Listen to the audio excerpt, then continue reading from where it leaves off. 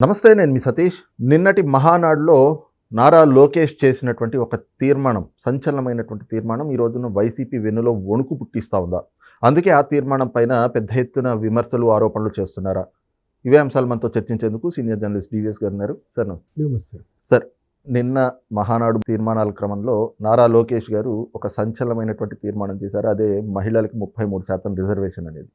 దానిపైన ఈ రోజున జాతీయ స్థాయిలో చర్చలు జరుగుతూ ఉన్నాయి. ఎందుకంటే మొన్న ఈ మధ్య పార్లమెంట్లో కూడా ఆ బిల్ ఏదో పాస్ కాలేదు.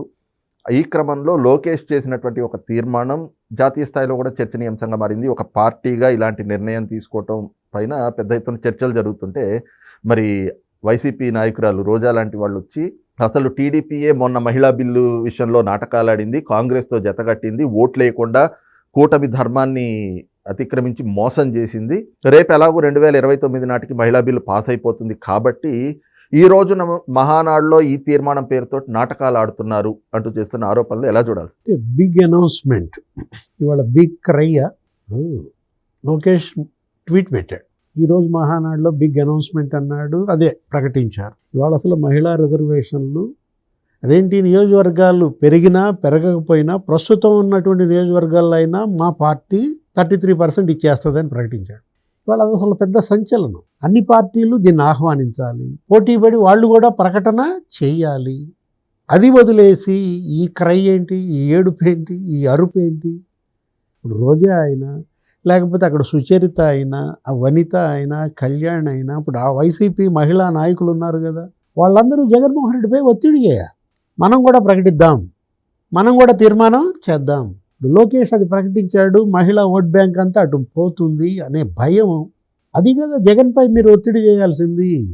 అది వదిలేసి గింజుకోవటమా? మొన్న మనం చూసాం. ఇప్పుడు అసలు ఆ రోజా మాట్లాడిన మాటలు మీరు వింటే, మహిళా రిజర్వేషన్ అసలు ఎప్పుడో ఆమోదం పొందింది, ఇప్పుడు కాదు. మోడీ 2.0లోనే ఆమోదం పొందింది. మొన్న పెట్టిన బిల్లులు ఏంటి? రీఆర్గనైజేషన్, నియోజకవర్గాల పునర్విభజనతో పాటు మహిళా బిల్లును కూడా తీసుకొచ్చారు. ఏంటి, అప్పుడు సీట్లు పెంచాలి, 50% సీట్లు అన్ని రాష్ట్రాల్లో పెంచుదాం. 532 మందో ఏం ఓటేశారు. ఎన్ని ఓట్లు వచ్చాయి? బీజేపీకి 280 ఏమి వచ్చాయి, ఎన్డీఏకి వీళ్ళకు 230 పడ్డాయి. యాక్చువల్గా 2/3తో ఆమోదం పొందాల్సిన బిల్లు వీగిపోయింది. తెలుగుదేశం ఓటే లేదా?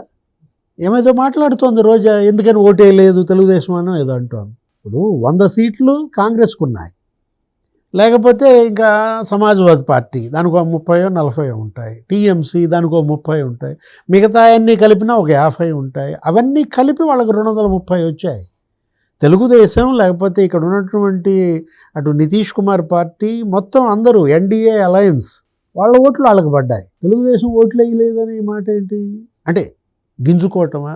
చివరికి వీళ్ళు ఏ స్థాయికి వచ్చారంటే ఏదో ఒకటి నోటుకొచ్చింది చెప్పేద్దామనా? రోజా మాటలు ఆమె ఫ్రస్ట్రేషన్ చెప్తున్నాయి. ఇవాళ ఒక అభద్రత, ఏది, జగన్మోహన్ రెడ్డిని నమ్ముకున్నాం, ఇక భవిష్యత్తు లేదు అనేటువంటి భయం కనపడుతుంది. జనరల్గా ఎప్పుడు నువ్వు కేకలు పెడతావు, అరుపులు ఎప్పుడు వస్తాయి? భయంతోనేగా. ఇప్పుడు ఈ అరుపులు కేకలు భయంతో పెడుతున్నాయా అని అడుగుతున్నాను. ఆమె మాట్లాడుతూ ఇది అసలు మహానాడు కాదు, దగానాడు, ఇది అసలు సైకిల్ పార్టీ మహానాడు కాదు, సైకో పార్టీ మహానాడు. అసలు ఆ సైకో అన్నది ఓ 18 సార్లు అన్నట్టుంది. 18 కాదులే, 11 సార్లు అందా. అంటే బాగా గుచ్చుకుందా, అందుక ఈ గింజుకోవటం. మొన్న కూడా ఏది, లోకేష్ ఏదో మాట్లాడుతూ అదే ట్వీట్ ఏదో చేసినట్టున్నాడు. ఏమని, మాది గూగుల్ పార్టీ అయితే నీది గొడ్డల పార్టీ, లేకపోతే మాది కియా అయితే నీది కిడ్నాప్, మావి ఫైటర్ జెట్స్ అయితే నీది ఫ్యాక్షన్ అనో ఏదో ఒక ట్వీటో ఏదో మొత్తానికి లోకేష్ చేసినట్టున్నాడు ప్రసంగం. జగన్ తగ్గించుకున్నాడు. ఆ గింజుకున్న దెబ్బకి ఏమైంది?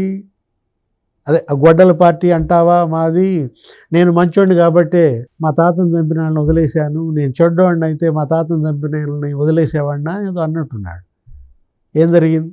జగన్ ప్రెస్ మీటు, ఆ జగన్ గింజుకున్న డ్యామేజీ మామూలుగా ఉందా?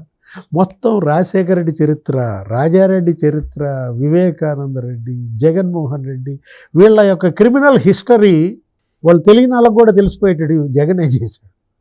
అదేంటి, జన్జీ, లేకపోతే ఆల్ఫా జన్, టీనేజర్లందరూ అమ్మో జగన్ ఇంత రాక్షసుడా, ఆ కుటుంబం ఇంత రక్త పిశాచుల కుటుంబమా, ఎవరు చెప్పారు?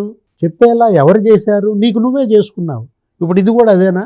గొడ్డల పార్టీ అంటారేంటి, సైకో అనేది వదిలేశారేంటనా ఇప్పుడు ఈమె గింజుకుంటుంది. అసలు అప్పుడు ఆ రోజు మనం చూసాం, ఏది గత ఎన్నికల నినాదమే అది, సైకో పోవాలి సైకిల్ రావాలి అనేటువంటి ఒకే ఒక నినాదం. ఏ విధంగా సైకిల్ని మరి అసలు 164 సీట్లలో గెలిపించింది ఆ కూటమిని, 135 సైకిలే కొట్టింది. ఏ విధంగా సైకో 11 సీట్లకు వెళ్ళిపోయాడు. తను మాట్లాడే మాటలు అసలు ఒక అసందర్భమా, లేకపోతే అనాలోచితమా, ఆక్రోశమా? రే పిల్లల గురించి మాట్లాడుద్ది, పిల్లల్ని కనమన్నాడు చంద్రబాబు అని అంటుంది, నువ్వెందుకు గనవు, నీ కొడుకు ఎందుకు గనవు. అబ్బో అసలు మామూలుగా మాటలు కాదనమాట. ఒక రకంగా చెప్పాలంటే జగన్మోహన్ రెడ్డే ఉసిగొల్పినట్టున్నాడు. నిన్న మీటింగ్ పెట్టడం అవసరమా? వాళ్ళు మహానాడు జరుపుకుంటున్నారు, అది ఇప్పటిది కాదు, 44 ఏళ్ళ చరిత్ర. ప్రతి ఎన్టీఆర్ జయంతికి వాళ్ళు మహానాడు జరుపుకుంటారు. ఆ రోజు నువ్వు మీటింగ్ పెట్టడం ఎందుకు? కొడాలి నాని, పేర్ని నాని వీళ్ళందరితో మళ్ళీ బయటకు వచ్చి తిట్టిస్తాడు. బీసీలందరితో వీళ్ళ యొక్క బీసీ సంక్షేమాన్ని ఎండగట్టిస్తాడు. ఎస్సీలందరినీ వదిలి వీళ్ళు ఎస్సీలకి ఎంత మంచి చేశామో చెప్పిన దాన్ని తుడిచేయాలని చూస్తారు. అంటే నువ్వు తుడిచేసినంత మాత్రాన ఇది జరిగిపోద్దా? ఈ అభివృద్ధి జరిగిపోద్దా? ఈ సంక్షేమం జరిగిపోద్దా? అవి జరగవు, నువ్వు జరిగిపోతావు.